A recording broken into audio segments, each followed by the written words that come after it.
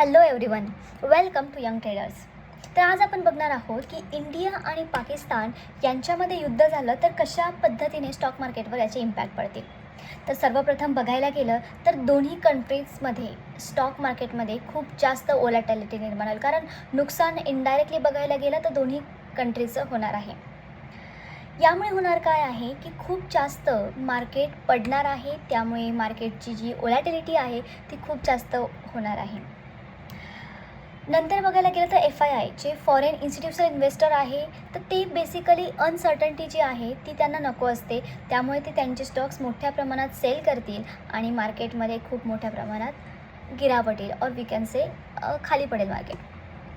तर याचे मेन आपण इम्पॅक्ट जर बघितले तर बघू शकतो आहे की पहिलं म्हणजे डिफेन्स स्टॉक जे आहे, जसं की भारत डायनॅमिक असो, भारत इलेक्ट्रॉनिक्स असो, HAL असो, कोचिन शिपयार्ड असो, तर हे स्टॉक जे आहे यामध्ये खूप जास्त वर जात.